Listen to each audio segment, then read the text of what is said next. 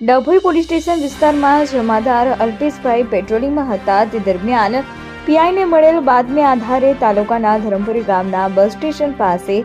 એક ઇસમ Chinese દોરીના box લઈને ઊભો હોય, જે બાતમી આધારે નજીકમાંથી બે પંજોના માણસો બોલાવી ઉપરોક્ત બાતમી હકીકતથી વાકેફ કરી સદરી જગ્યાએ જતા એક ઇસમ બે પ્લાસ્ટિકની કોથળીથી વીંટાળ બોક્સની નજીક ઊભો હોય, જેથી તેને પંજો રૂબરૂ નામઠામ પૂછતા તેનું નામ યોગેશ કુમાર દિનેશભાઈ પાટણવાડિયા, ઉંમર વર્ષ 28, રહે સેગવા, ઠાકોર ફળિયું, તાલુકો સિનોર, જિલ્લો વડોદરા હોવાનું જણાવેલ અને તેની બાજુમાં પડેલ બોક્સ બાબતે પૂછતા તેને પોતાના બોક્સ હોવાનું જણાવેલ, જે પ્લાસ્ટિકની કોથળીથી વીંટાયેલા બોક્સ ખાલી જોતા તેમાં ચાઇનીઝ પ્લાસ્ટિકની દોરી એક બોક્સમાં નંગ 30 તથા બીજા બોક્સમાં નંગ 20 મળી કુલ નંગ 50 ચાઇનીઝ પ્લાસ્ટિકની દોરી રીલ મળી આવેલ છે. જોતા રીલ ઉપર કાગળનો બોક્સ હોય, જેની ઉપર જોતા ચાઇનીઝ દોરી મળી આવેલ કુલ રીલ નંગ 50, જેની કુલ કિંમત ₹10,000નો મુદ્દામાલ મળી આવેલ. સદર ચાઇનીઝ પ્લાસ્ટિકની દોરીથી મનુષ્ય તથા પક્ષીઓને ઘાતક ઈજાઓ થતી હોય છે, જે જણાવવા છતાં સદર ઇસમ ચાઇનીઝ પ્લાસ્ટિકની દોરી છૂટક વેચાણ અર્થે રાખી લઈ જતા પકડાઈ જતા જાહેરનામાનો ભંગ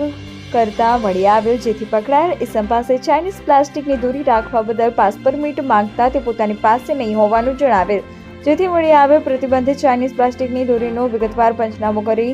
લઈ ચાઇનીઝ દોરીની રીલો કુલ નંગ 50, કિંમત ₹10,000ની ગણી વેચાણ અર્થે લઈ જતા પકડાઈ ગયેલ હોય, જેથી તેના વિરુદ્ધ BNS કલમ 223 મુજબ ગુનો દાખલ કરી ડભોઈ શહેર તાલુકામાં કેટલાક વેપારીઓ આગામી આવતી ઉત્તરાયણ પર્વ પ્રસંગે માનવ જીવન માટે ઘાતક ચાઇનીઝ દોરીનું વેચાણ કરવા કેટલાય વેપારીઓ શહેર તાલુકાના આજુબાજુ ગામોમાં ભારે મકાનો રાખી માલ ઉતારેલ હોવાનો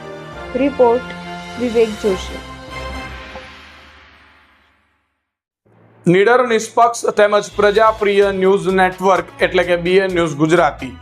BN ન્યૂઝ ગુજરાતીના ફેસબુક પેજને સર્ચ કરી લાઇક તેમજ ફોલો કરો. સાથે જ ઇન્સ્ટાગ્રામ પેજને પણ ફોલો કરો તેમજ યુટ્યુબ ચેનલને પણ સબસ્ક્રાઇબ કરો. BN ન્યૂઝ ગુજરાતી સર્ચ કરતાની સાથે જ તમામ સોશિયલ મીડિયા પ્લેટફોર્મ ઉપર BN ન્યૂઝ ગુજરાતીના ઓફિશિયલ પેજ આપને મળી જશે. તેમજ સમગ્ર ગુજરાતના સમાચારો સાથે BN ન્યૂઝ ગુજરાતીની સાથે રહી અપડેટ રહો.